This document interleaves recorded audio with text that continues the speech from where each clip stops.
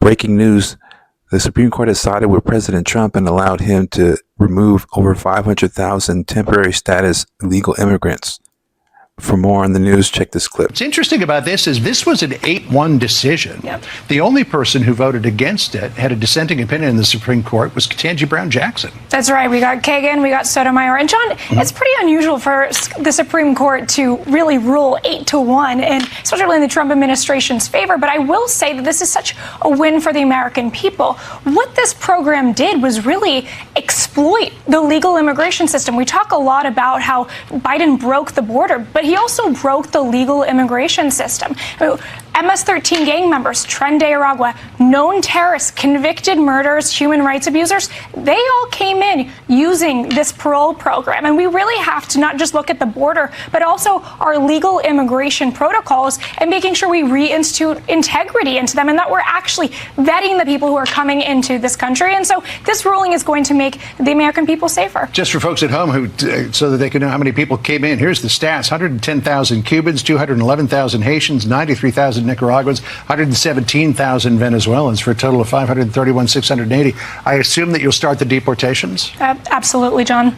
That'll happen immediately. This administration doesn't rest on their laurels. We get going. We know the American people's mandate is to get these people out of the country. Breaking news. Axios releases audio of Joe Biden.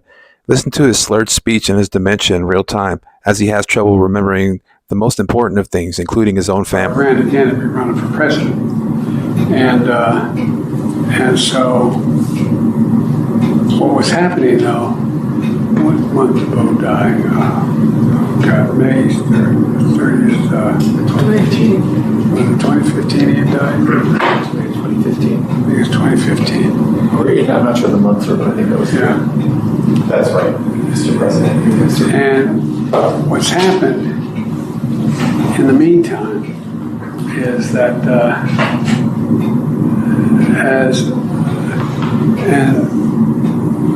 Trump gets elected in November of 2017? 2016. All right. So, why not 2017 here? That's when you left office, January of 2017. Okay. Here goes Alex Thompson of Axios, basically calling out himself for covering up Joe Biden's mental decline and all the other facts that led him to become basically a Manchurian candidate, just an empty shell of a president. White House Correspondents Association is as necessary as ever. President Biden's decline and its cover-up by the people around him is a reminder that every White House, regardless of party, is capable of deception. But being truth tellers also means telling the truth about ourselves. We, myself included, missed a lot of this story, and some people trust us less because of it. We bear some responsibility for faith in the media being at such lows.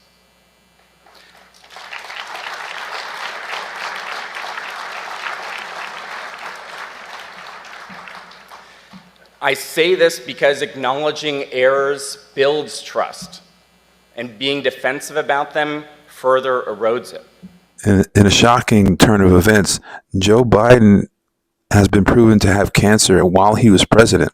For more on the story, let's check in the opinion of a doctor on Morning Joe. His prostate cancer has spread to the bone that he could have had it for up to a decade, but certainly it's likely, would it be fair to say, it's likely to have had this for at least several years.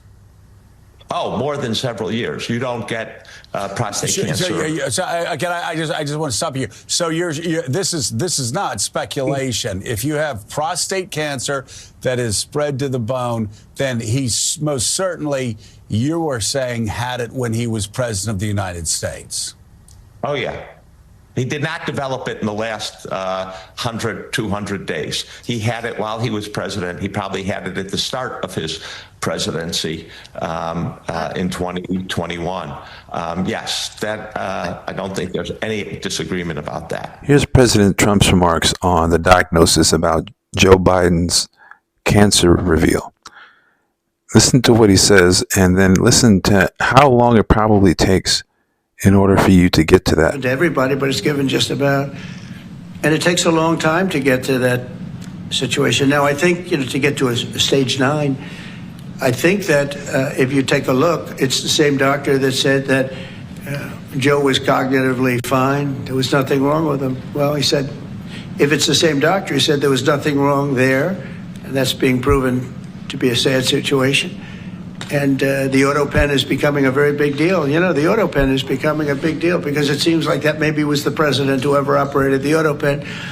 But when they say that that was not good, they also, you have to look and you have to say that the test was not so good either. In other words, there are things going on that the public wasn't informed. And I think somebody's going to have to speak to his doctor, if it's the same, or even if it's two separate doctors. Why wasn't the cognitive ability, why wasn't that discussed? And I think the doctor said he's just fine. And it's Democratic Representative LaMonica McIver has actually been charged by the Department of Justice with assault. For more on the story, let's listen to Fox News contributor.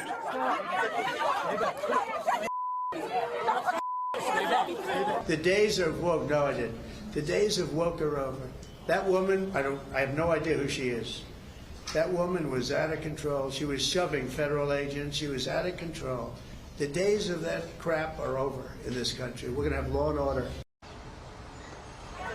Democratic Congresswoman LaMonica McIver is expected to be in court. She's there in the red shirt as investigators say she was shoving and throwing elbows at federal agents. According to court documents, Martha, she grabbed an agent and tried to restrain him, and then she pushed another agent, striking him with her forearm. She's looking at several felony charges, including assault, impeding, and interfering with law enforcement, and could face time behind bars, we're told. It comes after McIver and two other Democratic Congress members from Jersey, Robert Menendez Jr. and Bonnie Watson Coldman, decided that they should go to this ICE detention facility in Newark earlier this month. They demanded a tour, but that's not how it works. You have to make an appointment. But DHS says they just pushed their way through the gates, leading to lots of chaos. That same day in that crowd, Newark Mayor Ross Baraka was arrested. Investigators say McIver actually tried to block police from arresting the mayor, circling around him and yelling at the feds. His case has now been dropped. Listen to how upset the border czar Tom Homan is about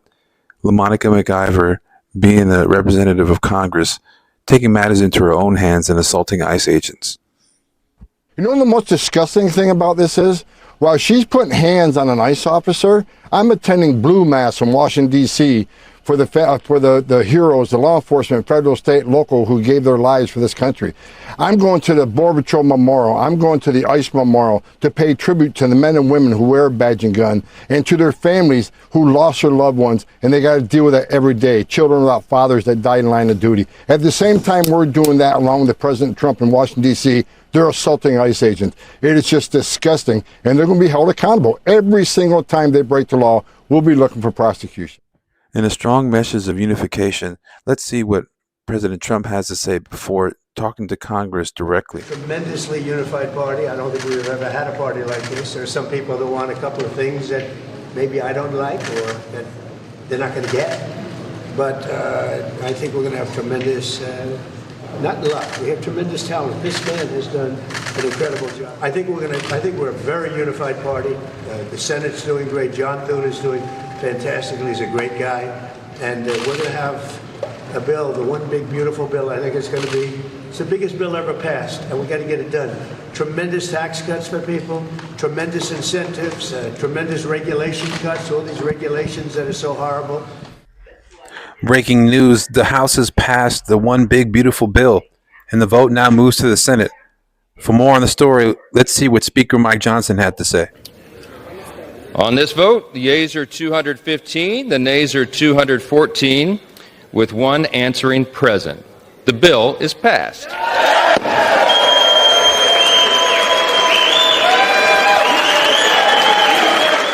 We look forward to the Senate's timely consideration of this once-in-a-generation legislation. We stand ready to continue our work together to deliver on the one big, beautiful bill, as President Trump named it himself. We're going to send that to his desk. We're going to get it there by Independence Day on July 4th, and we are going to celebrate a new golden age in America. If you get value from this video, don't forget to like, share, and subscribe. And if you want to support the channel, please buy us a cup of coffee. We would deeply appreciate it. Link in the description below. For those on TikTok, please don't forget to like, follow, and add this video to your favorites. Share with a friend. We would deeply appreciate it. In a series of narrative-breaking questions, Senator John Kennedy interrogates the HHS Secretary, RFK Jr., and provides a little more insight into just how operations are going and the cleanup is happening with HHS. Listen to some of the ridiculous percentages and amounts of money that are being wasted on not medical research, but other costs that have nothing to do with it. How many employees were there at HHS when you took over? 82,000. How many do you have today? 62,000. Okay. It's about the level it was in 2019, right before COVID. Just announced they're going to reduce their workforce by 3,000 people. You think that'll be the end of Meta? I imagine it will not. Yeah. Think maybe the people at Meta know what they're doing? I think that they do. They make a lot of money, Senator. Do you hate medical research? No, I think we need to lead the world in medical research in this country. In fact, isn't it true, Mr. Secretary, that you would like to see more money spent on medical research? Obviously, I'm the secretary of this department. No secretary wants to see his budget cut. Well, one way of doing that, it seems to me, would be to stop some of the stealing. I mentioned before the example of Stanford, which was taking 78% in indirect costs and we don't know what they were spending. That's theft, isn't it? We call that stealing. Is there any doubt in your mind that a lot of universities are taking this NIH money, which is supposed to be spent on medical research, and using it to fund other parts of their university? Is there any doubt in your mind, Bobby? Oh, and Senator, the other people who are writing grants, like the Gates Foundation, the Rockefeller Foundation, they paid 10% to 15% in indirect costs. We were paying 50, 60, 70%. In fact, what you're doing is adding money to medical research. We will be able to fund many, many, many more studies by eliminating that $9 billion, at least part of that $9 billion cost. Are you familiar with this GAO report they did on LAHEAP? I am not, Senator. They found, they audited 7 states. They found 11,000 dead people getting LAHEAP grants. You familiar with that? No, but that is pretty typical of many of the other programs that we're working with. They found prisoners getting grants, didn't they? Were they using the grants to heat their jail cell?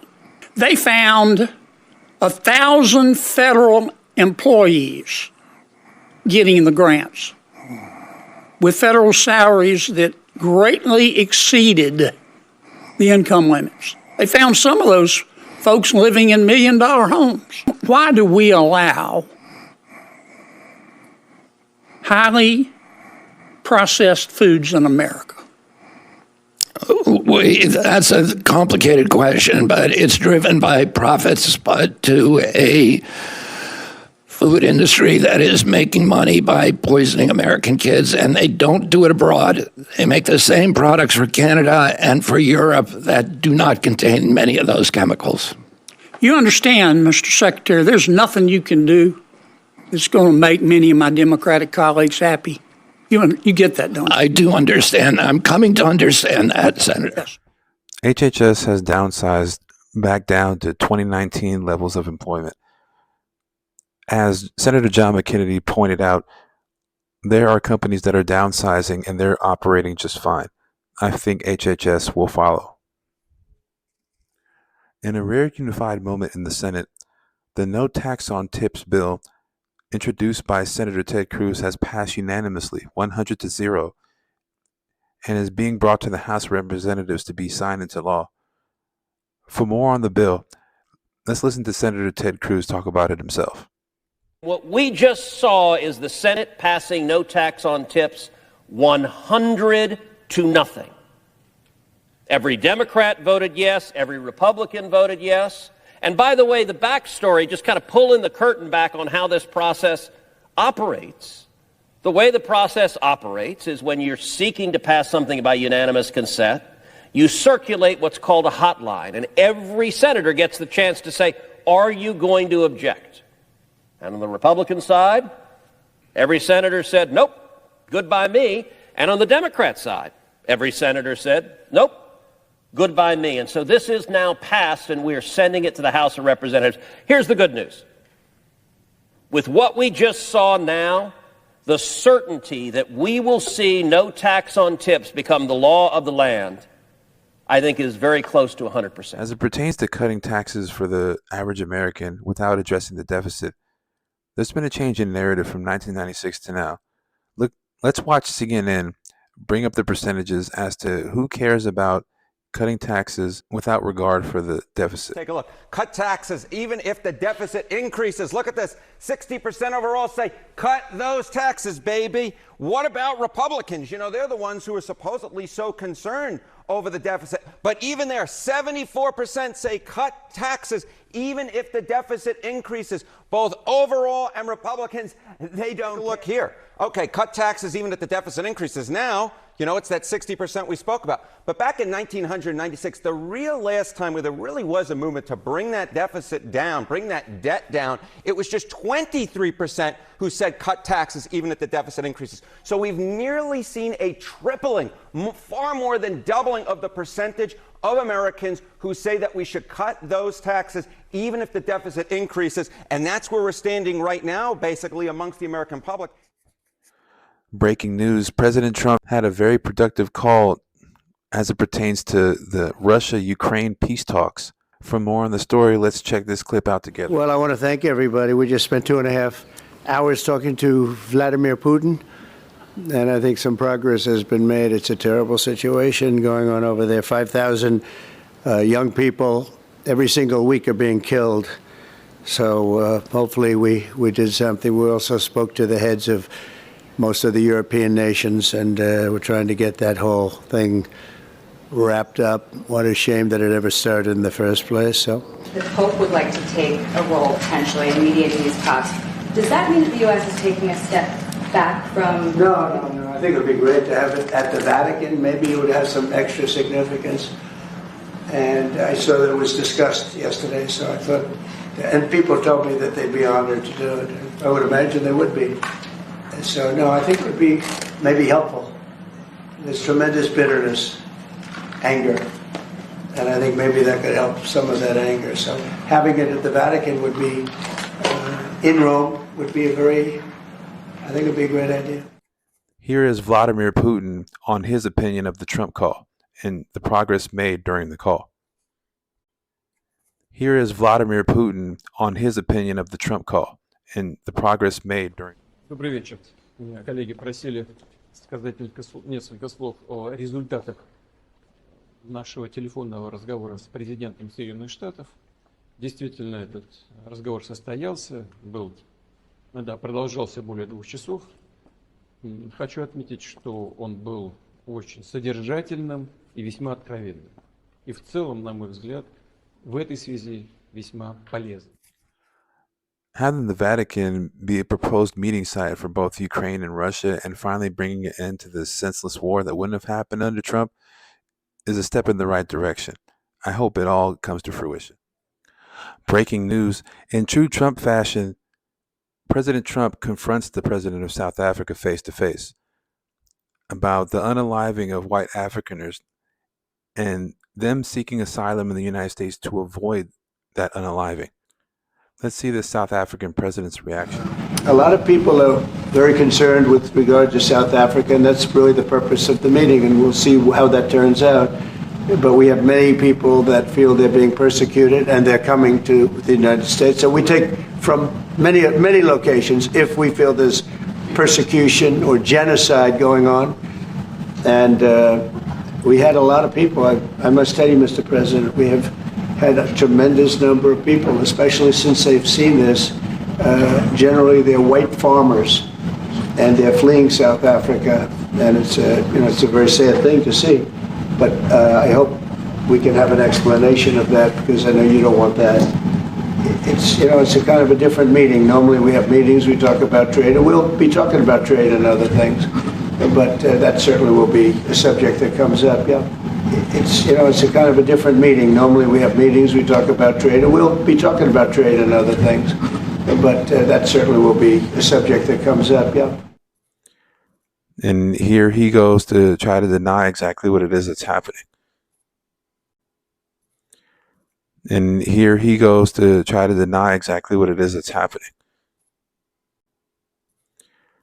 And here he goes. What does it take for you to be convinced that there's no white genocide in South Africa?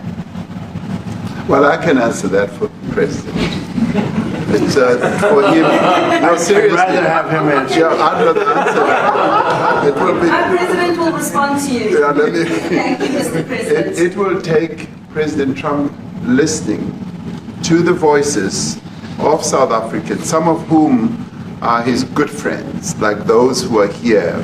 When we have talks between us or around a quiet table, it will take President Trump to listen to them. I'm not going to be repeating what I've been saying. I would say if there was Afrikaner farmer genocide, I can bet you these three gentlemen would not be here, including my Minister of Agriculture. He would not be with me. So it'll take him, President Trump, listening to their stories, to their perspective. That is the answer to your question. But Mr. President, I must say that we have, wait. We have thousands of stories talking about it. Sure. And we have documentaries, we have news stories. Parliament can do, with or without you, people are going to occupy land. We require no permission from you, from the president, from no one. We don't care. We can do whatever you want to do. Who are you to tell us whether we can occupy land or not? We are going to occupy land. Yeah. South Africa occupy land. That's who we are. So whatever you want to do, how can we drop my membership from this useless parliament? Yes, honorable member. Must never be scared to kill. A revolution demands that at some point there must be killing, because the killing is part of a revolutionary act. Shoot to kill Gaza, kill the poor, the farmer, kill the poor, the farmer. Listen to a mainstream media reporter try to change the subject when the South African president is dumbfounded and has no response for how Trump is coming at him with regard to the persecution of white Africans. Mr. President, the Pentagon announced it would be accepting a Qatari jet to be used as Air Force One. What are you talking about? What are you talking about? You know, you to get out of here. What does this have to do with the Qatari jet? They're giving the United States Air Force a jet, okay? And it's a great thing.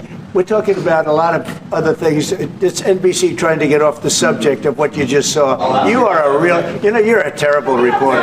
Number one, you don't have what it takes to be a reporter. You're not smart enough. But for you to go into a subject about a jet that was given to the United States Air Force, which is a very nice thing, they also gave $5.1 trillion worth of investment in addition to the jet. Go back, you ought to go back to your studio at NBC, because Brian Roberts and the people that run that place, they ought to be investigated. They are so terrible the way you run that network, and you're a disgrace. No more questions from you. Go ahead. Go ahead, talk about that. His name is Peter something. He's a terrible reporter. Quiet.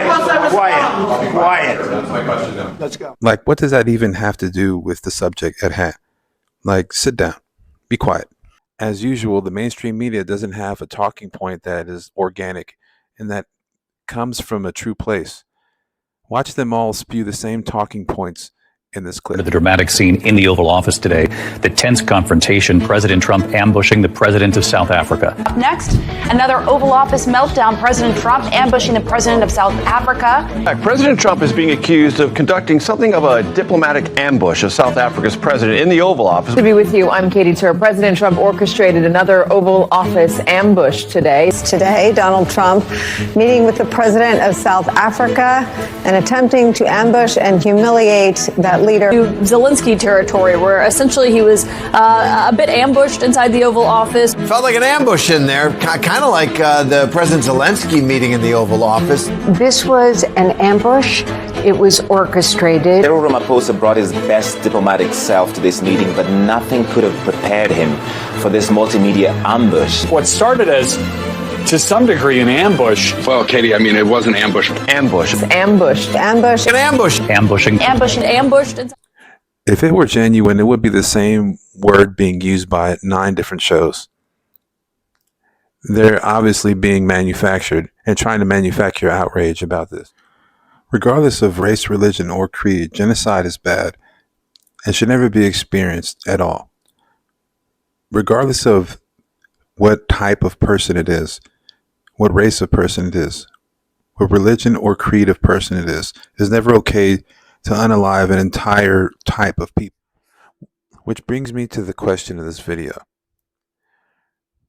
Do you believe that the one big beautiful bill will pass from the House of Representatives to the Senate and then be signed into law? Do you feel that the Supreme Court should stop getting involved in illegal immigration and deportation in the United States? Let me know how you feel about these questions in the comment section below. I'm Angel. This has been the Vazquez Report. See you next time. In case you missed it, President Trump had a very successful tour in the Gulf region. If you missed all the things that were happening, including trillion-dollar deals, check out this video because it's happening right here.